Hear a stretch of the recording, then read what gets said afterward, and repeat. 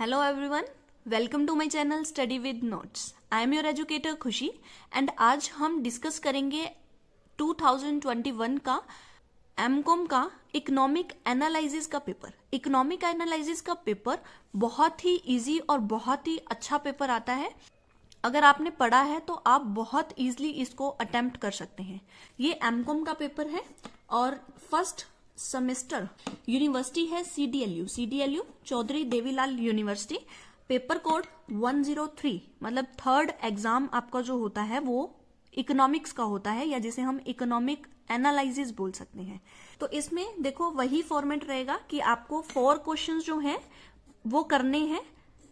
4 unit में से 2 questions आपको दिए जाएंगे, एक एक आपको डिसाइड करना है जो कि 14 मार्क्स ईच। ठीक है, ये सारे ही आपको 14 मार्क्स के हैं और एक क्वेश्चन जो है वो आपका कंपलसरी होता है। 7 क्वेश्चन होते हैं, 2 मार्क्स ईच, तो टोटल आपके 14 मार्क्स। टोटल जो पेपर है आपका वो 70 मार्क्स का बनता है और 30 मार्क्स की आपकी इंटरनल असेसमेंट होती है। अब स्टार्ट करते हैं हमारा क्वेश्चन पेपर। फर्स्ट क्वेश्चन जो कि कंपलसरी है। फर्स्ट क्या पूछा गया? Marginal utility. Marginal utility chapter से है। मार्जिनल यूटिलिटी को हम MU भी बोलते हैं, जो कि ऑलवेज डिक्लाइनिंग रहती है, मतलब कि अगर हम इसका चार्ट बना के देखें that is like this, that is MU। और इसमें क्या होता है कि ये पॉजिटिव भी होती है, 0 भी होती है और ये माइनस में भी जा सकती है।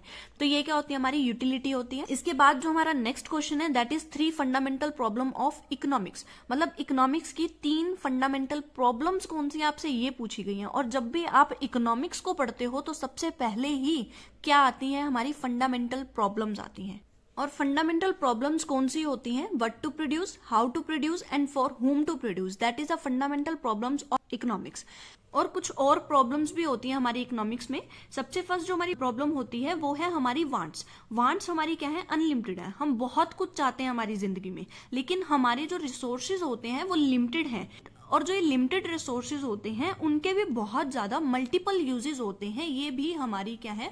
फंडामेंटल प्रॉब्लम्स हैं। लेकिन अगर हम यहाँ पे इन्होंने पूछे 3 फंडामेंटल प्रॉब्लम्स को बताओ, तो 3 जो फंडामेंटल प्रॉब्लम्स हैं वो हमारी क्या है? What to produce, how to produce and for whom to produce.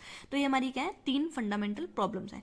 Role of government in success and failure of market, की मार्केट अगर फेल होती है या फिर सक्सेस होती है, चाहे मार्केट सक्सेस हो चाहे फेल हो, हमारे गवर्नमेंट का उस मार्केट की सक्सेस और फेलियर में क्या रोल है? ऐसा गवर्नमेंट क्या करती है जिसकी वजह से हमारी जो मार्केट है वो डाउन हो जाती है या अपवर्ड मूवमेंट करती है।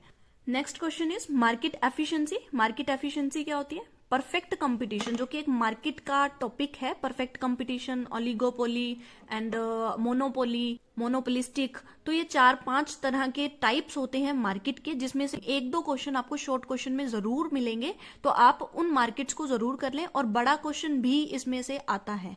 तो यहां पर देखो परफेक्ट कंपटीशन जो है वो आया है। सेकेंड क्वेश्चन जो डिग्री ऑफ प्राइस डिस्क्रिमिनेशन की बात कर रहे हैं, ये भी मार्केट वाले चैप्टर से ही है। नेक्स्ट क्वेश्चन है फिस्कल पॉलिसी। आपके सिलेबस में फिस्कल पॉलिसी और मॉनेटरी पॉलिसी दोनों ही हैं, दोनों मोस्ट इंपॉर्टेंट हैं, वो आप जरूर कवर कर लेना। फर्स्ट यूनिट का पहला question, explain the different type of elasticity of demand. Elasticity of demand के टाइप्स कौन कौन से हैं वो आपको यहां पर लिखने हैं। List out and explain the various factor determinant of elasticity of demand. तो अगर हम यहाँ पर types of elasticity of demand की बात करें तो यहाँ पर हमारे 3 तरह के टाइप्स होते हैं।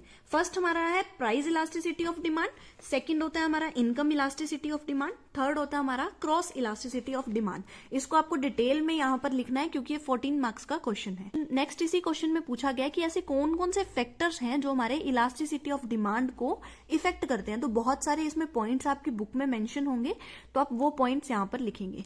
नेक्स्ट आता है what is indifference curve. Indifference curve का जो स्लोप होता है वो इस तरीके से होता है। ठीक है, तो ये हमारा क्या है? IC है।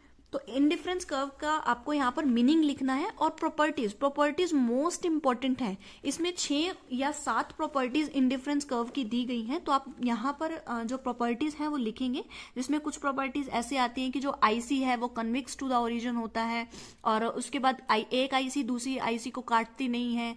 ये पैरेलल हो भी सकती है और नहीं भी हो सकती है। हायर IC हायर हमारी प्रेफरेंस को शो करता है, हायर हमारी सेटिस्फेक्शन को शो करता है।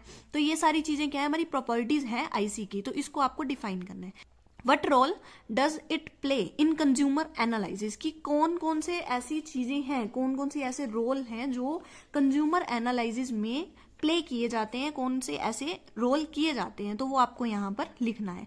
मेन क्वेश्चन जो आपसे इसमें पूछा गया है वो प्रॉपर्टीज हैं, तो आपको प्रॉपर्टीज को ज्यादा डीप में एक्सप्लेन करना है। बाकी चीजें जो है मीनिंग 2-3 लाइनों में लिखोगे, उसके बाद आपको रोल्स भी इतने ज्यादा नहीं लिखने हैं जो भी पूछे गए हैं, आपको मेन प्रॉपर्टीज पे फोकस रखना है। लेकिन आपको करने तीनों ही क्वेश्चन है, तीनों मतलब 3 पार्ट्स दिए गए हैं एक ही क्वेश्चन में, इंडिफरेंस कर्व का मतलब, प्रॉपर्टीज एंड रोल, तो आपको ये लिखना है। नेक्स्ट देखो, जो क्वेश्चन मैंने आपको बताया था कि मार्केट के चैप्टर से बहुत ही अच्छे क्वेश्चन आते हैं, 2-3 क्वेश्चन तो हमने शॉर्ट क्वेश्चन में कर लिए 2 मार्क्स के। अब यहाँ पर जो ये सेकंड यूनिट के 2 क्वेश्चन आए हैं, दोनों ही क्वेश्चन मार्केट वाले जो चैप्टर्स थे 3-4 चैप्टर उनमें से आए हैं। जिसमें फर्स्ट क्वेश्चन क्या कहता है कि explain the different type of market structure, market structure के कौन कौन से टाइप्स होते हैं। लाइक हमारे जो परफेक्ट कंपटीशन है, मोनोपोली है, मोनोपोलिस्टिक है, ओलिगोपोली है, डिओपोली है, तो ये जितने भी टाइप हैं ये आपको लिखने हैं। लेकिन यहाँ पर स्पेशल पूछा गया कि जो मोनोपोलिस्टिक कंपटीशन है इसके फीचर्स लिखो, तो आपको इस पे ज्यादा फोकस नहीं करना, आपको सिर्फ नाम लिखने हैं। अगर 1-1, 2-2 लाइनों में आप इसको डिफाइन करना चाहो तो कर सकते हो। उसके बाद आपको मोनोपोलिस्टिक के फीचर्स लिखने हैं, और प्राइस डिस्क्रिमिनेशन की एक प्रोसेस होती है, आपको वो लिखनी है। सिर्फ इतनी ही चीज आपसे पूछी गई है। Critically examine the theory of kinked demand curve. Kinked का मतलब होता है मुड़ा हुआ, तो यहाँ पर क्या कहते हैं कि जो ये theory of kinked demand curve बहुत ही इंपॉर्टेंट और बहुत ही इंटरेस्टिंग टॉपिक है, जिसमें क्या होता है हमारी 2 तरह की डिमांड कर्व बनती है। एक डिमांड कर्व जो होती है हमारी स्टीपर होती है, स्टीपर मतलब ऐसी एक स्ट्रेट लाइन होती है, और दूसरी जो डिमांड कर्व होती है हमारी थोड़ी फ्लैटर होती है। तो इस तरह की ये जो फ्लैटर है और जो ये स्टीपर है, दोनों ही मिलके हमारी एक डिमांड कर्व को बनाती हैं। जैसे कि हमारी ये कर्व, ठीक है, और ये वाली जो कर्व, मतलब जो यहां से ये बेंड हो गई ना, ये बेंडिंग हमें दिखानी है, और ये जो हमारी कर्व है ये हमारी ओरिजिनल डिमांड कर्व बनेगी।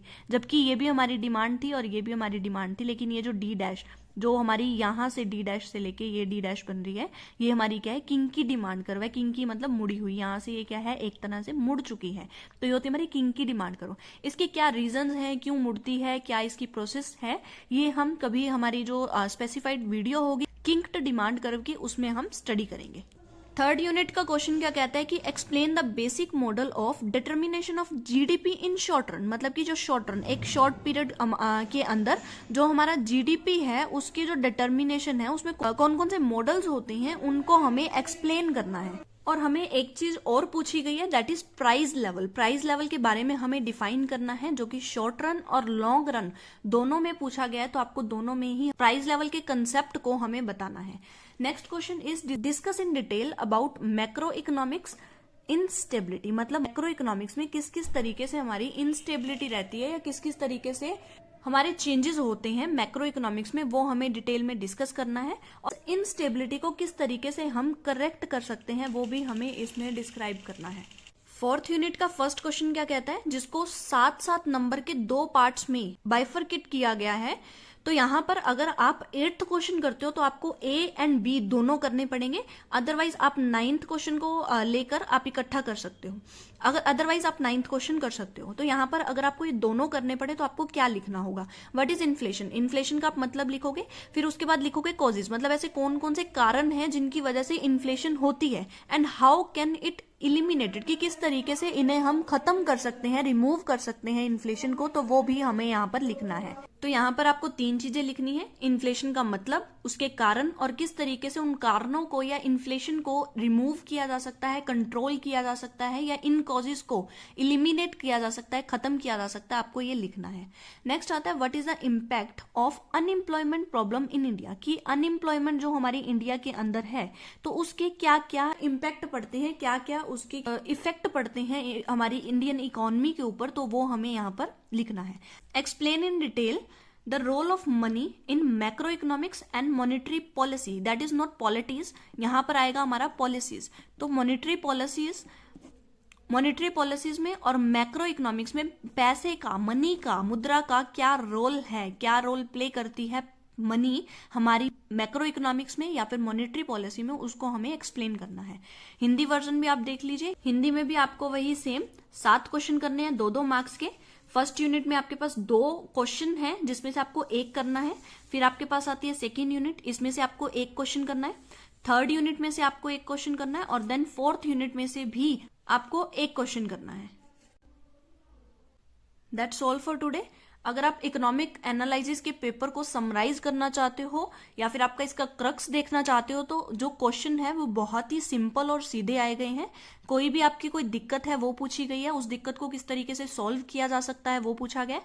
मार्केट के चैप्टर बहुत ज्यादा इंपॉर्टेंट है, डिमांड वाला चैप्टर बहुत ज्यादा इंपॉर्टेंट है, जो हमारी इलास्टिसिटी ऑफ डिमांड है वो इंपॉर्टेंट है। मॉनेटरी पॉलिसी और फिस्कल पॉलिसी बहुत ज्यादा इंपॉर्टेंट है। अनएम्प्लॉयमेंट, इन्फ्लेशन, ये 2-3 प्रॉब्लम्स हैं वो बहुत ज्यादा इंपॉर्टेंट है। इसको किस तरीके से आप रिमूव कर सकते हो या क्या क्या रीजंस हैं इन प्रॉब्लम्स के रीजंस और how to remove this problems, तो वो आपको करनी है, जो कि मोस्ट इंपॉर्टेंट है। इससे आपका पूरा सिलेबस कवर हो जाएगा। अगर आपको वीडियो पसंद आई है तो like my video, subscribe to my channel. आपको बहुत ही जल्दी और भी जो आपके एग्जाम्स हैं उनकी पेपर मिलते रहेंगे और आपको इसके साथ साथ जो भी वीडियोस मैं बनाती हूँ आप वो भी देख सकते हैं, जो आपके एग्जाम में बहुत ज्यादा हेल्पफुल होंगी। और इस चैनल को आप अपने फ्रेंड्स के साथ शेयर भी करें। And thank you so much for listen me very carefully.